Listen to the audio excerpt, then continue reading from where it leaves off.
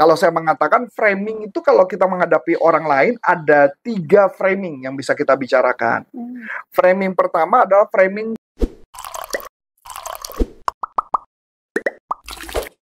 Coach, dalam situasi krisis saat ini tuh kan banyak pemimpin yang berbicara defensif atau bahkan menyalahkan pihak lain. Nah, kalau misalkan dalam sudut pandang NLP, itu kenapa sih pemimpin tuh sampai bisa bicara seperti itu?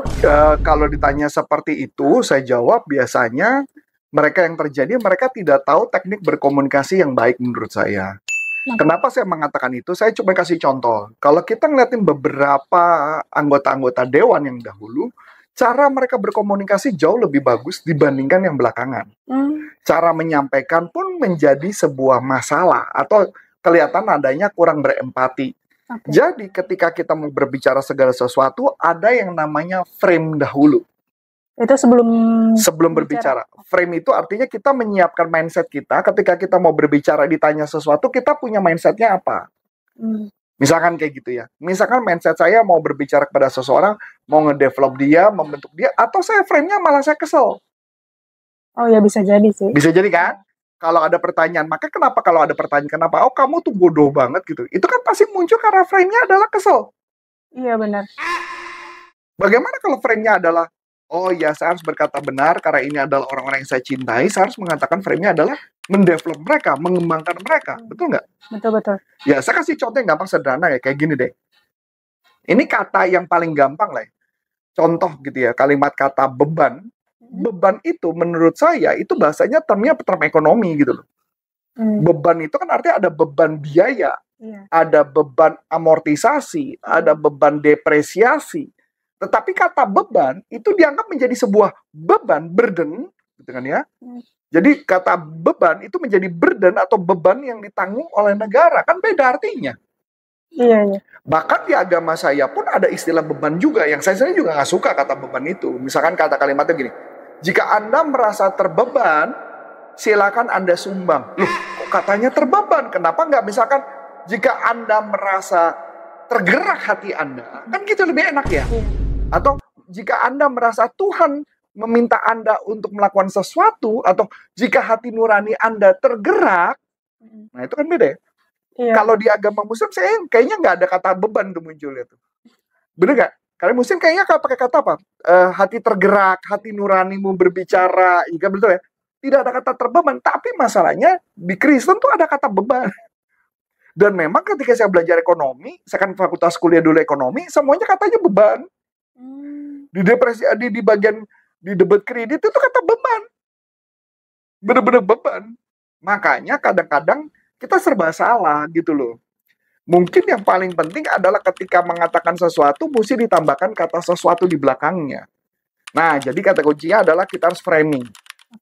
Jadi, kalau saya mengatakan framing itu kalau kita menghadapi orang lain, ada 3 framing yang bisa kita bicarakan. Framing pertama adalah framing tujuannya untuk lebih besar. Jadi, purpose oriented. Ya, purpose oriented, contoh framing adalah memframing apa benefit yang terbesar yang akan mereka dapatkan. Kalau dalam konteks masyarakat, artinya benefit terbesar apa yang akan diterima oleh masyarakat. Gitu ya. Jadi tujuannya apa? Framing kedua adalah framing benefit oriented. Yang satu tadi tujuan, kalau yang kedua adalah benefit. Jadi apa benefitnya? Keuntungannya apa buat yang mendengar? Nah, framing yang ketiga adalah framing yang disebut identity oriented. Jadi berdasarkan identitas. Nah, jadi misalkan kita contoh, frame yang pertama purpose, berarti tujuan. Jadi misalkan kita masalahnya misalkan contoh, Langlang Langlang melakukan kesalahan. Atau melakukan tindakan-tindakan yang tidak menyenangkan, misalkan gitu ya, atau tindakan yang merugikan perusahaan. Maka saya ngomong, Lang, tolong dikoreksi dulu ya untuk yang kita kerjakan dulu. Karena kita tahu nih, kalau mama nanti kamu salah lagi, yang terjadi adalah tujuan perusahaan ini bakal kena problem tuh. Bahkan, akibatnya kita mau dapatin profit dari customer itu nggak jadi dapet. Akibatnya kita rugi semua. Lo nggak mau dong itu terjadi. Nah, kayak gitu tuh. Itu lebih ke tujuan. Ke tujuan. Kalau ke benefit adalah misalkan, Lang, kalau misalkan ada problem ini kita nggak bereskan, Lang, ini yang rugi kamu sendiri loh, Lang. Kenapa? Yang rugi kamu sendiri karena kamu akibatnya dianggap tidak bisa membantu perusahaan untuk mencapai target. Dan saya tahu kamu orangnya nggak gitu. Kamu tuh pengen banget untuk perusahaan untuk mencapai target. Nah, itu benefit. Oke. Nah, kalau identity adalah Lang tetap depannya sama, gitu ya. Tapi habis itu kita ngomong, Lang, gue inget gue ngerekrut lu waktu itu deh. Kayaknya lu nggak gini deh, bro. Lu tuh orangnya kayak gitu. Kayaknya ini bukan Lang-Lang banget gitu loh. Dan tapi gue yakin sih lu bisa berubah. Mudah-mudahan lu dapet insight. Nah, kayak gitu tuh. Oke, itu identitas. Identitas. Jadi kalau misalkan contoh, ada seseorang yang berbicara tertentu, kita bisa ngeliat dari 3 sudut itu nggak? Ketika menyampaikan sesuatu, ya nggak?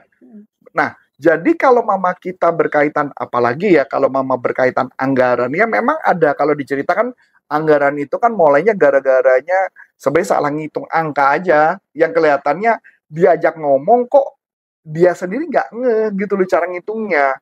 Karena cara ngitung yang nggak itu yang membuat orang-orang ngerasa, kok kayak gue dimanfaatin ya? Gue kayaknya dibego-begoin ya? Kok gue dibodoh-bodohin ya gitu kayak? Kesannya gue nggak ngerti cara ngitung apa antara bulan dengan hari gitu misalnya. Nah, itu yang terjadi sebenarnya. Nah, tetapi kalau mama ditanya bagaimana berkomunikasi yang baik, kita bisa berkomunikasi yang lebih elegan untuk cara menyampaikannya. Begitu. Oke.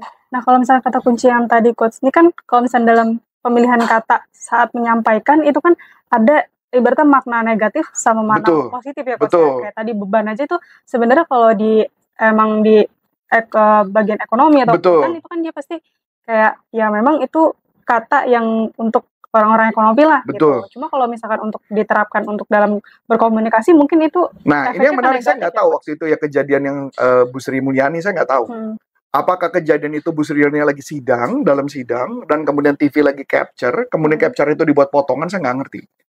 Saya nggak ngerti persis situasinya. Jadi kalau menurut saya, balik lagi, kalau itu dia lagi sidang, dia akan ngomong dengan bosnya kan, berarti bosnya adalah Pak Prabowo kan, dia akan menceritakan apa adanya, ya nggak? Misalkan contoh sederhana, kalau kan saya dapat informasi bahwa Danantara itu menyatakan bahwa ada 40 atau 50 perusahaan yang merugi. Dari seluruh perusahaan yang dipunya oleh pemerintah, ada beberapa perusahaan merugi. Boleh dong kalau itu disebut beban? Boleh. Memang, karena beban apa? Beban gaji kan? Iya benar. Iya. Maksudnya kayak gitu loh, itu ada beban. Secara term ekonomi, beban itu ada kategorinya adalah biaya. Cuman memang masyarakat tidak sepaham itu, pengertian arti beban itu. Nah, jadi kalau buat saya tergantung konteksnya, dia lagi sidang atau lagi apa. Jadi istilahnya kalau kita sekarangnya per hari ini ya, kita tuh harus awas kamera ya. Ini kan sekarang baru ada kejadian lagi kan yang apa? Yang penghinaan apa? Yang meninggal kemarin almarhum Afan, itu ada orang yang di mobil lagi ngobrol, direkam. Iya, ada rekaman. Ya itu maksud saya, gitu. Kadang-kadang kan kebutuhan kita itu adalah kita nggak sadar ada kamera di sekitar kita gitu loh. Kalau ada kamera, ya lu jangan ngomong yang main asal jeplak aja gitu bahasanya. Kita ngomongnya mesti lebih elegan, lebih santun dan sebagainya. Intinya itu sih. Okay. Kalau misalkan kalau itu kan di bagian dewan atau dan sebagainya gitu. Sebenarnya kalau misalkan kita lihat dari sudut kecilnya nih, Coach, kayak manajer atau kayak leader gitu, cara berkomunikasinya pun apakah kayak sama dalam pemilihan katanya, framing ke timnya juga? Sama. Nah, yang paling penting adalah kalau kita itu gue sering bilang kategorikan sama. Kecuali ya kalau misalkan contoh dari bawahan ngomong ke atasan, itu ada cara berbeda atau kita menyampaikan sesuatu. Karena kan saya tahu pasti kan aspirasi masyarakat besar sekali kan. Iya. Nah, aspirasinya kita salah ngomong, orang yang diajak ngomong juga tersinggung loh.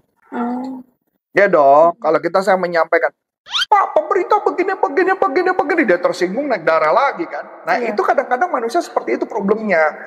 Cuma bedanya kalau sekarang mereka berusaha mendengarkan walaupun mereka tak teriak ya. Tapi ada cara yang bagus, misalkan saya kasih gambaran ya, formula bicara yang lebih sopan, yaitu adalah satu, nada yang hormat. Nada hormat berarti kepada yang terhormat, Pak, izin saya mau bicara sama Bapak. Saya mau menyampaikan kepada Bapak sebagai orang yang berwenang. Beda nggak nada hormat? Beda. Ya. Kemudian adalah kalimat mengajak. Kalimat mengajak, misalnya contoh kayak gini. Kita tahu bersama Pak bahwa kondisi ekonomi Indonesia, kondisi kita ini, kondisi yang lagi berat ini, kok malah ternyata ada anggota dewan yang melakukan apa misalnya. Jadi kita tahu bersama kalimat mengajak. Yang tiga adalah empati dan validasi. Ya Bapak tahu dong Pak, kalau mereka seperti itu Pak, gimana rasa perasaan kita Pak? Saya kira juga Bapak pasti nggak demen kan? Cuman bedanya kan kita di beda kubu saja Pak. Masuk akal kan? Kemudian Pak, kalau saya boleh bicara kepada Bapak, yuk kita bareng-bareng Pak. Biarkan anggota dewan berbicara di depan kita, dan dia akan berjanji untuk memperbaikinya. Dan saya yakin Pak, ini demi kebesaran, demi kebanggaan bangsa kita semua Pak. Beda nggak? Beda. Nah, itu jadi nada hormat, kalimat mengajak, empati dan validasi, dan gaya kolaboratif. Oke. Nah, sebenarnya kalau misalkan nih pemimpin tuh udah kayak salah ngomong gitu ya Coach ya, dan persepsi dari si masyarakat tuh kalau salah ngomong mah udah mau ngomong apa juga Anda nggak akan pernah bener sih. Anda karena gini loh, di Indonesia tuh lagi kesel-keselnya. Kalau lu salah cuma minta maaf selesai gitu loh. Dan masalahnya udah minta maafnya bukan sekali, berkali-kali minta maaf tapi diulangin lagi gitu loh. Kalau istilah saya kayak yang paling gampang ya, ini kalau istilahnya pacaran lah ya. Misalkan gitu ya. Misalkan atau pasangan saya lah ya, istri saya. Saya minta maaf berulang-ulang untuk masalah yang sama, lama-lama dia juga kesel kan? Iya. Udah nggak? Dia akan mengatakan, maaf mulu, kapan berubahnya? Lu maaf mulu, katanya gitu kan. Itu yang terjadi. Sebenarnya di kita itu mulai keselnya karena kok kayaknya ini cerita berulang dan mereka minta maaf berulang-ulang tapi tidak ada perubahan. Itu yang membuat mereka enak. Jadi kalau di dalam konsep, ini kita kalau ngomong dalam NLP ya, NLP ada pembahasan kayak gini. Ini menarik. Saya kasih contoh yang sederhana. Ada seorang suami istri. Seorang suami istri itu ternyata si suami melakukan KDRT. Oke. Dia melakukan KDRT, dia mukul, pak istrinya, oke? Kemudian 2 bulan kemudian dia minta maaf, istrinya maafin. Oke. 2 bulan kemudian suaminya nampar lagi, pak, gitu kan? Kemudian minta maaf lagi, diampunin. Oke, itu yang 2 kali. Ya kan? 2-3 bulan lagi atau 6 bulan lagi kejadian lagi, ribut, pak. Dia minta maaf lagi, dimaafin nggak? Maafin. Oke. Tapi beda kalau hari ini kita ribut, pak, minta maaf, dimaafin. 3 hari kemudian, pak, minta maaf lagi, udah nggak bakal dimaafin. Oh, itu kan jaraknya udah deket tuh. Iya. Terus 2 hari lagi, berantem lagi, pak, udah nggak mungkin. Karena jaraknya sudah semakin dekat. Nah, sedangkan yang kita lihat sekarang adalah, ini secara NLP adalah, dia sudah threshold pattern. Sudah sampai titik ambang batas yang emoh orang-orang untuk memaafkan. Lebih baik we must do something gitu. Itu yang dilakukan. Dan memang kalau saya lihat sekarang lebih dewasa lah. Demonya jauh lebih dewasa. Bahkan kemarin saya juga menceritakan, saya ngeliat sih memang ada beberapa aktor sih ya, yang melakukan sesuatu. Tapi ya kita nggak tahu itu benar atau enggak. Balik lagi pemerintah mau ngusut atau enggak. Iya, benar. Mau memberikan pernyataan itu apa enggak. Itu aja sih saya cuma mau mengatakan. Karena cara bicara ya tadi teknik yang kita disampaikan harusnya mampu melakukan perubahan. Bukan hanya untuk bangsa, tapi juga untuk atasan kepada bawahan. Atau bawahan kepada atasan, itu juga bisa disampaikan. Begitu, Lihat. Wah, menarik banget ya teman-teman. Jadi kalau misalnya teman-teman sebagai pemimpin, itu teman-teman bisa belajar gimana sih cara komunikasi yang baik, dan gimana sih cara kita menyampaikan aspirasi dengan sopan. Itu teman-teman kalau misalnya ada pertanyaan bisa langsung tulis di kolom komentar ya. Mungkin cukup sekian dari aku, Aulia. Dan saya Coach Antoni Syarif mengucapkan terima kasih, sukses buat Anda, sampai jumpa, NLP for Business untuk Indonesia. Bye-bye.